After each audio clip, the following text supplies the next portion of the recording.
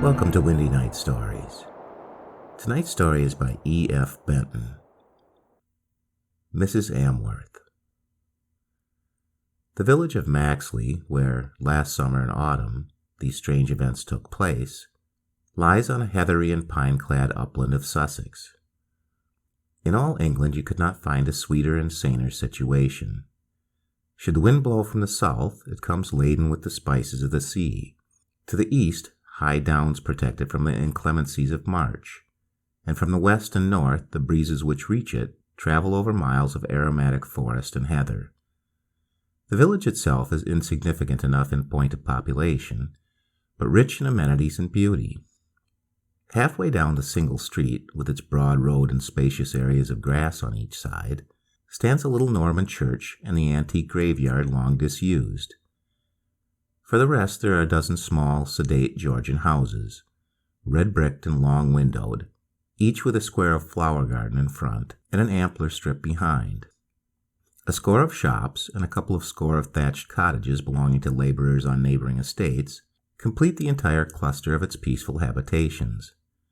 The general peace, however, is sadly broken on Saturdays and Sundays, for we lie on one of the main roads between London and Brighton, and our quiet street becomes a race course for flying motor cars and bicycles. A notice just outside the village begging them to go slowly only seems to encourage them to accelerate their speed, for the road lies open and straight, and there is really no reason why they should do otherwise. By way of protest, therefore, the ladies of Maxley cover their noses and mouths with their handkerchiefs as they see a motor car approaching, though, as the street is asphalted, they need not really take these precautions against dust. But late on a Sunday night the horde of scorchers has passed, and we settle down again to 5 days of cheerful and leisurely seclusion. Railway strikes which agitate the country so much leave us undisturbed because most of the inhabitants of Maxley never leave it at all. I am the fortunate possessor of one of these small Georgian houses, and consider myself no less fortunate in having so interesting and stimulating a neighbor as Francis Ircum, who, the most confirmed of Maxiolites, has not slept away from his house, which stands just opposite to mine in the village street, for nearly 2 years, at which date, though still in middle life, he resigned his physiological professorship at Cambridge University and devoted himself to the study of those occult and curious phenomena which seem equally to concern the physical and psychical sides of human nature. Indeed, his retirement was not unconnected with his passion for the strange uncharted places that lie on the confines and borders of science, the existence of which is so stoutly denied by the more materialistic minds. For he advocated that all medical students should be obliged to pass some sort of examination in mesmerism, and that one of the Tripos papers should be designed to test their knowledge in such subjects as appearances at time of death, haunted houses, vampirism, automatic writing, and possession. Of course they wouldn't listen to me, ran his account of the matter, for there is nothing these seats of learning are so frightened of as knowledge, and the road to knowledge lies in the study of things like these. The functions of the human frame are, broadly speaking, known. They are a country, anyhow, that has been charted and mapped out. But outside that lie huge tracts of undiscovered country which certainly exist, and the real pioneers of knowledge are those who, at the cost of being derided as credulous and superstitious, want to push on to those misty and probably perilous places. I felt that I could be of more use by setting out without compass or knapsack into the mists than by sitting in a cage like a canary and chirping about what was known. Besides, teaching is very bad for a man who knows himself only to be a learner. You only need to be a self-conceited ass to teach. Here, then, in Francis Ircum, was a delightful neighbor to one who, like myself, has an uneasy and burning curiosity about what he called the misty and perilous places. And this last spring we had a further and most welcome addition to our pleasant little community in the person of Mrs. Amworth, widow of an Indian civil servant. Her husband had been a judge in the northwest provinces, and after his death at Peshawar she came back to England, and after a year in London found herself starving for the ampler air and sunshine of the country to take the place of the fogs and the griminess of town. She had, too, a special reason for settling in Maxley, since her ancestors up till 100 years ago had long been native to the place, and in the old churchyard, now disused, there are many gravestones bearing her maiden name of Chaston. Big and energetic, her vigorous and genial personality speedily woke Maxley up to a higher degree of sociality than it had ever known. Most of us were bachelors or spinsters or elderly folk not much inclined to exert ourselves in the expense and effort of hospitality, and hitherto the gaiety of a small tea party, with bridge afterwards and galoshes when it was wet, to trip home in again for the solitary dinner, was about the climax of our festivities.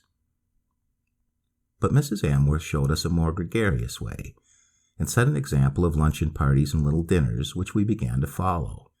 On other nights, when no such hospitality was on foot, a lone man like myself found it pleasant to know that a call on the telephone to Mrs. Amsworth's house, not 100 yards off, and an inquiry as to whether I might come over after dinner for a game of piquet before bedtime, would probably evoke a responsive welcome.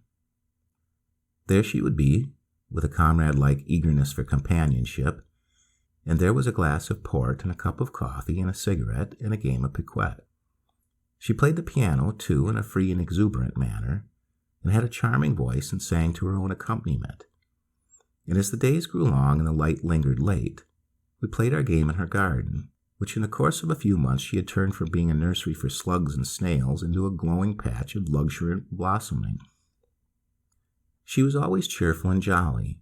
She was interested in everything, in music, in gardening, in games of all sorts was a competent performer. Everybody, with one exception, liked her. Everybody felt her to bring along with her the tonic of a sunny day. That one exception was Francis Ircum. He, though he confessed he did not like her, acknowledged that he was vastly interested in her.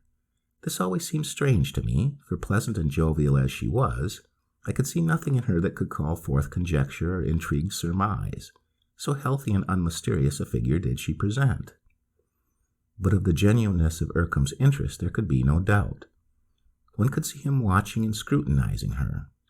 In matter of age, she frankly volunteered the information that she was 45, but her briskness, her activity, her unravaged skin, her coal-black hair, made it difficult to believe that she was not adopting an unusual device and adding 10 years onto her age instead of subtracting them. Often, also, as our quite unsentimental friendship ripened, Mrs. Amworth would ring me up and propose her advent. If I was busy writing, I was to give her, so we definitely bargained, a frank negative. And in answer I would hear her jolly laugh and her wishes for a successful evening of work. Sometimes, before her proposal arrived, Ircum would already have stepped across from his house opposite for a smoke and a chat, and he, hearing who my intended visitor was, always urged me to beg her to come. She and I should play our piquet, said he, and he would look on, if we did not object, and learn something of the game. But I doubt whether he paid much attention to it, for nothing could be clearer that, under that penthouse of forehead and thick eyebrows, his attention was not fixed on the cards, but on one of the players. He seemed to enjoy an hour spent thus, and often, until one particular evening in July, he would watch her with the air of a man who has some deep problem in front of him. She, enthusiastically keen about our game, seemed not to notice his scrutiny. Then came that evening when, as I see in the light of subsequent events, began the first twitching of the veil that hid the secret horror from my eyes. I did not know it then, though I noticed that thereafter, if she rang up to propose coming round, she always asked not only if I was at leisure, but whether Mr. Ircum was with me. If so, she said, she would not spoil the chat of two old bachelors, and laughingly wished me good night. Ircum, on this occasion, had been with me for some half an hour before Mrs. Amsworth's appearance, and had been talking to me about the medieval beliefs concerning vampirism, one of those borderland subjects which he declared had not been sufficiently studied before it had been consigned by the medical profession to the dust heap of exploded superstitions. There he sat, grim and eager, tracing, with that pellucid clearness that had made him in his Cambridge days so admirable a lecturer, the history of those mysterious visitations. In them all there were the same general features.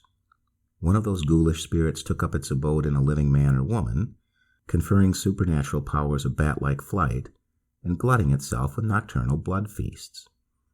When its host died, it continued to dwell in the corpse, which remained undecayed. By day it rested, by night it left the grave and went on its awful errands. No European country in the Middle Ages seemed to have escaped them. Earlier yet, parallels were to be found in Roman and Greek and in Jewish history. It's a large order to set all that evidence aside as being moonshine, he said.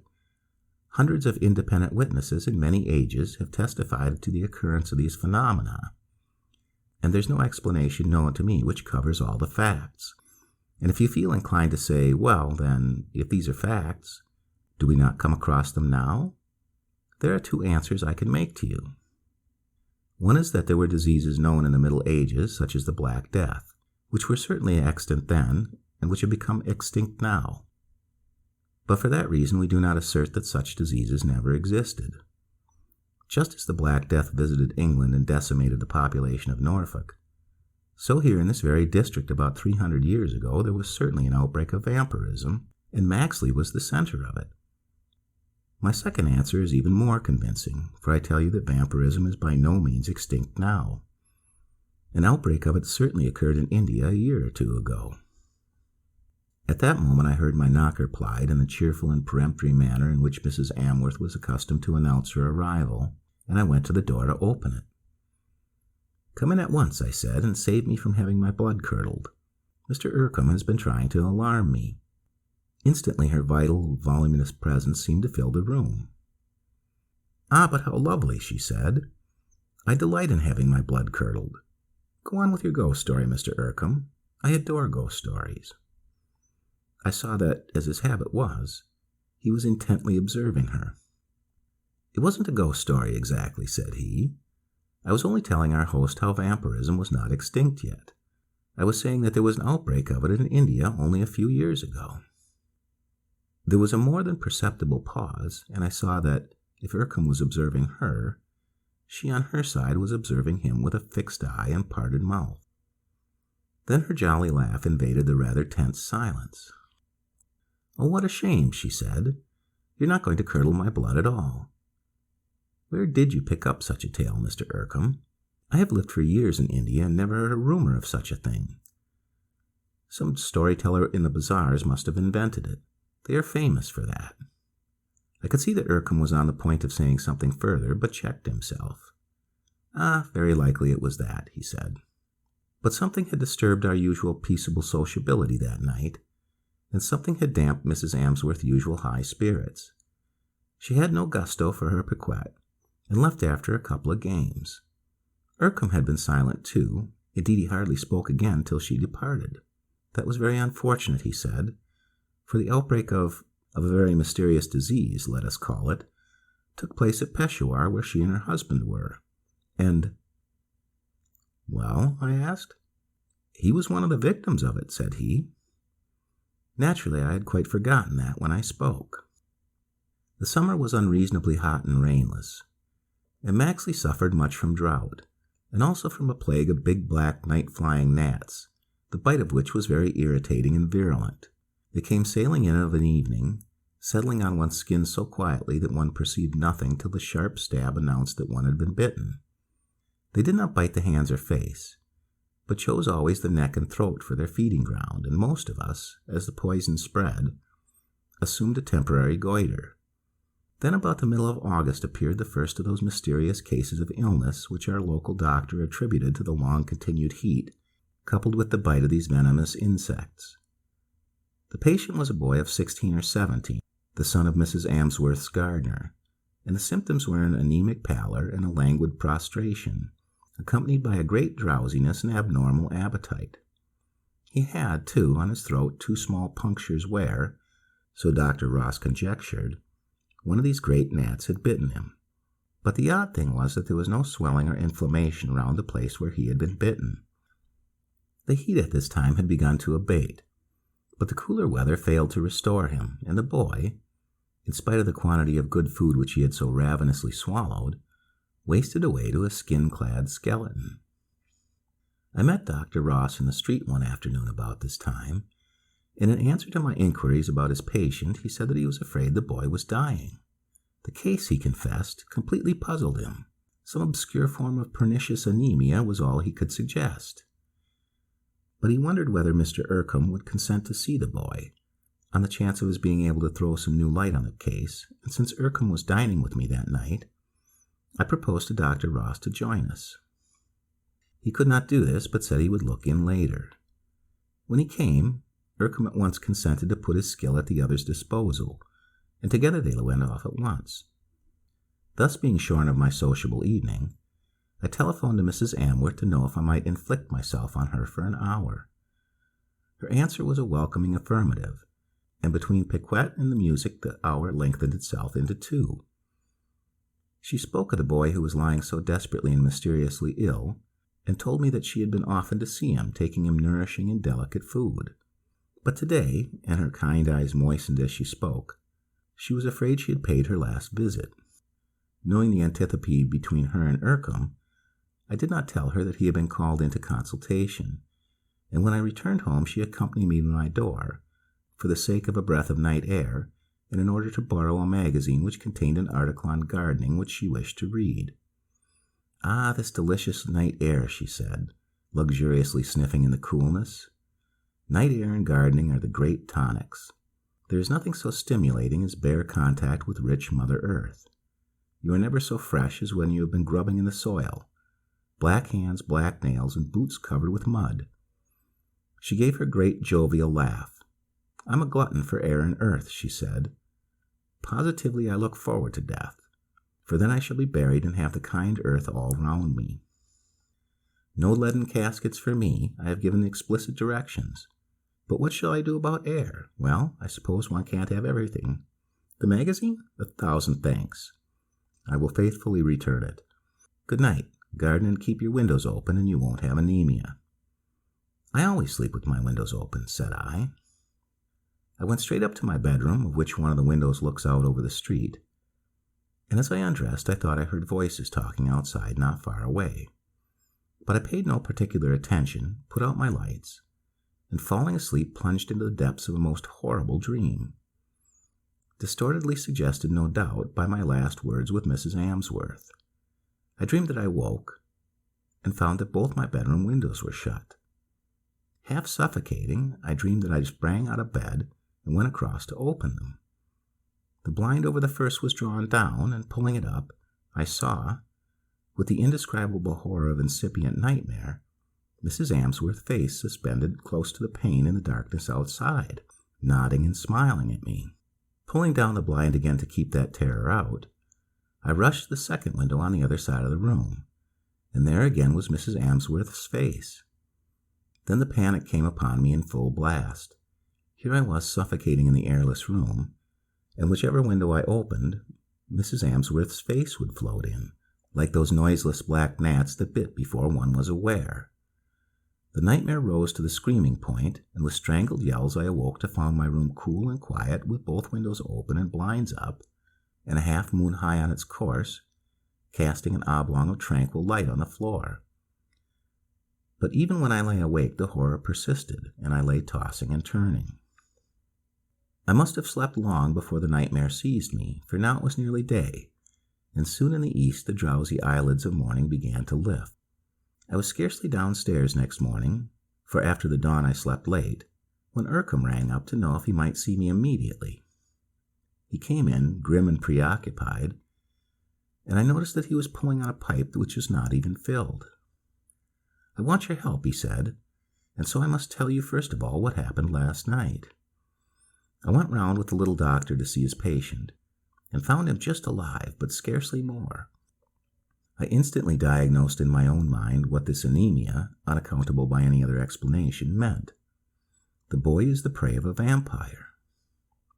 He put his empty pipe on the breakfast table by which I had just sat down, and folded his arms, looking at me steadily from under his overhanging brows.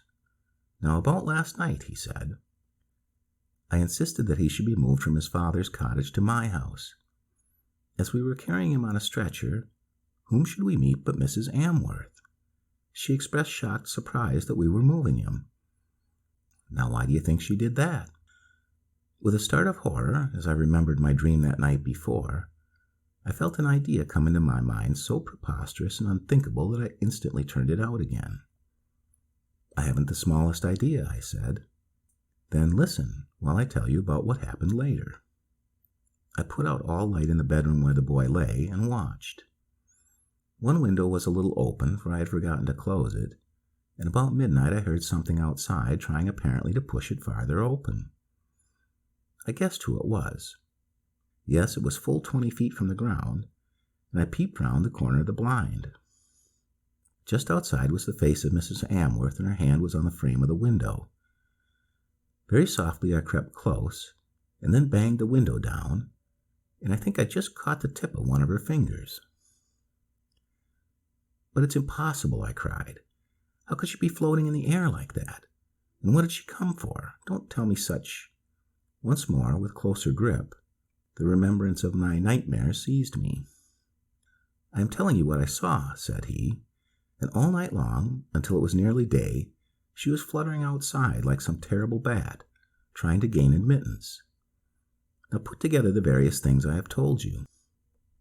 He began checking them off on his fingers. "Number 1, he said, there was an outbreak of disease similar to that which his boy is suffering from at Peshawar, and her husband died of it. Number 2, Mrs. Amsworth protested against my moving the boy to my house. Number 3, she, or the demon that inhabits her body, a creature powerful and deadly, tries to gain admittance. And add this, too. In medieval times there was an epidemic of vampirism here at Maxley. The vampire, so the accounts run, was found to be Elizabeth Chaston. I see you remember Mrs. Amsworth's maiden name. Finally, the boy is stronger this morning. He would certainly not have been alive if he had been visited again. And what do you make of it?" There was a long silence, during which I found this incredible horror assuming the hues of reality. "I have something to add," I said, "which may or may not bear on it. You say that the spectre went away shortly before dawn?" "Yes." I told him of my dream, and he smiled grimly. "Yes, you did well to awake," he said. "That warning came from your subconscious self, which never wholly slumbers, and cried out to you of deadly danger. For 2 reasons, then, you must help me. 1 to save others, the 2nd to save yourself." "What do you want me to do?" I asked. "I want you first of all to help me in watching this boy and ensuring that she does not come near him. Eventually, I want you to help me in tracking the thing down and exposing and destroying it. It is not human. It is an incarnate fiend. What steps we shall have to take, I don't yet know." It was now 11 in the forenoon, and presently I went across to his house for a 12-hour vigil while he slept, to come on duty again that night, so that for the next 24 hours, either Ircum or myself was always in the room where the boy, now getting stronger every hour, was lying. The day following was Saturday, and a morning of brilliant, pellucid weather. And already when I went across to his house to resume my duty, the stream of motors down to Brighton had begun. Simultaneously I saw Ircum with a cheerful face, which boded good news of his patient, coming out of his house, and Mrs. Amworth, with a gesture of salutation to me and a basket in her hand, walking up the broad strip of grass which bordered the road. There we all 3 met. I noticed, and saw that Ircum noticed it too, that one finger on her left hand was bandaged. "Good morning to you both," said she. "And I hear your patient is doing well, Mr. Ircum. I have come to bring him a bowl of jelly and to sit with him for an hour. He and I are great friends. I am overjoyed at his recovery." Ircum paused a moment, as if making up his mind, and then shot out a pointing finger at her. "I forbid that," he said. "You shall not sit with him or see him, and you know the reason as well as I do." I have never seen so horrible a change pass over a human face as that which now blanched hers to the color of a gray mist. She put up her hand as if to shield herself from that pointing finger, which drew the sign of the cross in the air, and shrank back cowering onto the road. There was a wild hoot from a horn, a grinding of brakes, a shout, too late, from a passing car, and one long scream cut suddenly short. Her body rebounded from the roadway after the first wheel had gone over it, and the second followed. It lay there, quivering and twitching, and was still. She was buried 3 days afterwards in the cemetery outside Maxley, in accordance with the wishes she had told me that she had devised about her interment, and the shock which her sudden and awful death had caused the little community began by degrees to pass off. To 2 people only, Ircum and myself, the horror of it was mitigated from the first by the nature of the relief that her death brought. but naturally enough, we kept our own counsel, and no hint of what greater horror had thus been averted was ever let slip. But oddly enough, it seemed to me, he was still not satisfied about something in connection with her, and would give no answer to my questions on the subject.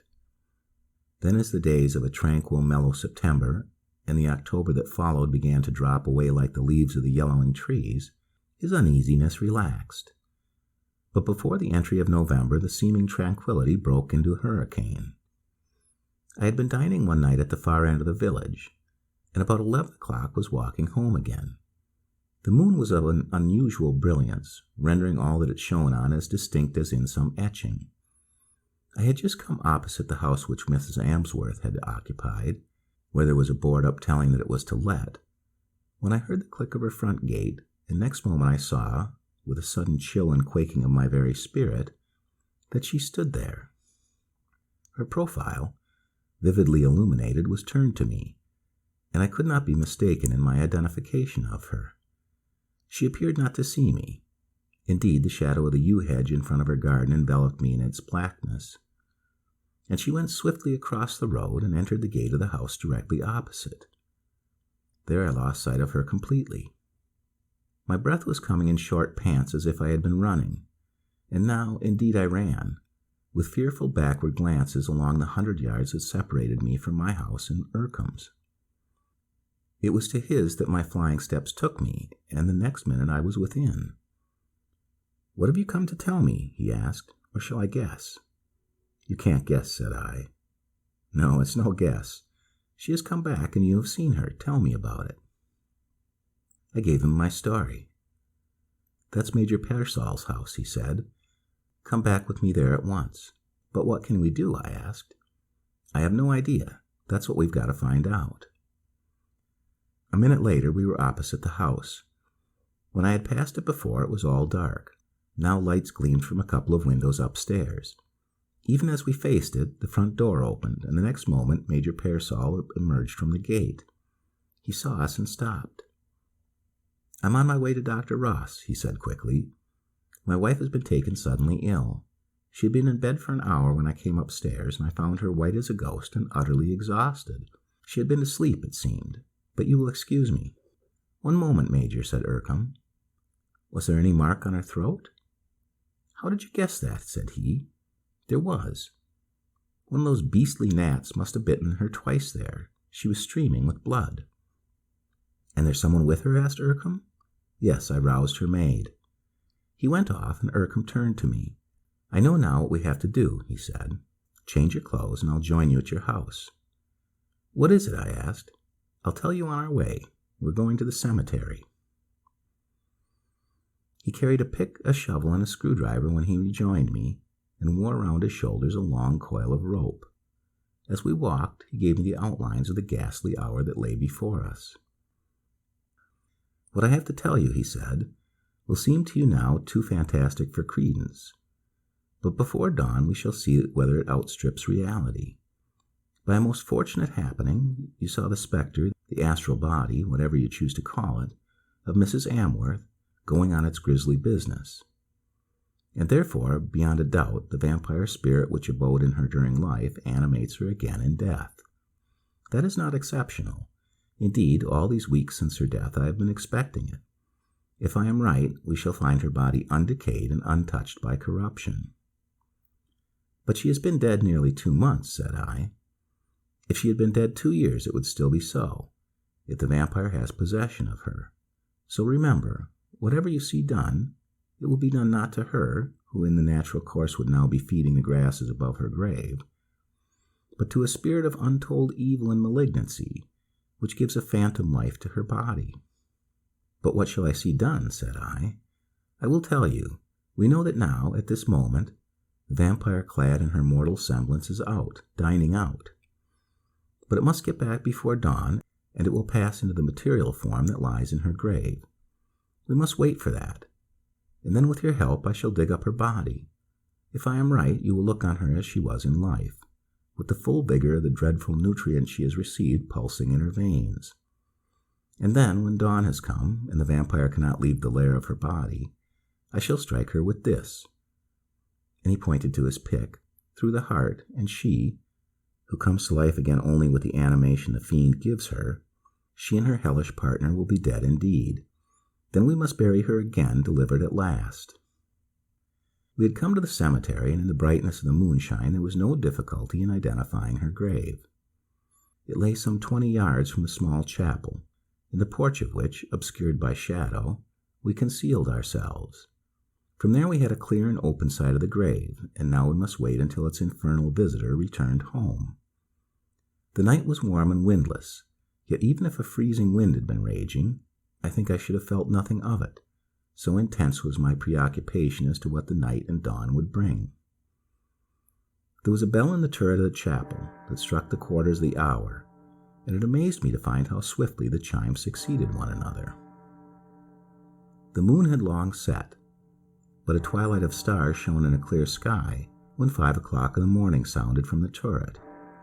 A few minutes more passed, and then I felt Ircum's hand softly nudging me, and looking out in the direction of his pointing finger, I saw the form of a woman, tall and large in build, was approaching from the right. Noiselessly, with a motion more of gliding and floating than walking, she moved across the cemetery to the grave which was in the center of our observation. She moved round it as if to be certain of its identity, and for a moment stood directly facing us. In the grayness to which now my eyes had grown accustomed, I could easily see her face and recognize its features. She drew her hand across her mouth as if wiping it, and broke into a chuckle of such laughter as made my hair stir on my head. Then she leaped into the grave, holding her hands high above her head, and inch by inch disappeared into the earth. Ircum's hand was laid on my arm, in an injunction to keep still, but now he removed it. "Come," he said. With pick and shovel and rope we went to the grave. The earth was light and sandy, and, soon after 6 struck, we had delved down to the coffin lid. With his pick he loosened the earth around it, and adjusting the rope through the handles by which it had been lowered, we tried to raise it.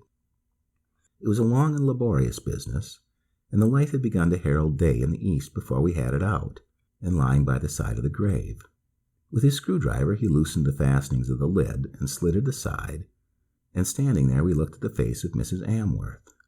The eyes, once closed in death, were open, the lips were flushed with color, the full red-lipped mouth seemed to smile.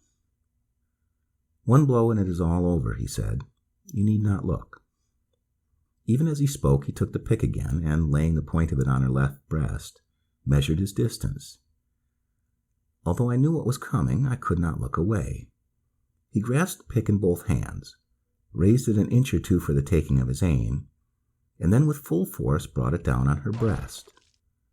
A fountain of blood, though she had been dead so long, spouted high in the air, falling with the thud of a heavy splash over the shroud, and immediately from those red lips came one long, appalling cry, swelling up like some hooting siren and dying away again. With that, instantaneous as a lightning flash, came the touch of corruption on her face. The color of it faded to ash, the plump cheeks fell in, the mouth dropped. "Thank God, that's over," said he, and without pause slipped the coffin lid back into place. Day was coming fast now, and, working like men possessed, we lowered the coffin into its place again and shoveled the earth over it. The birds were busy with their earliest pipings when we went back to Maxley. The end.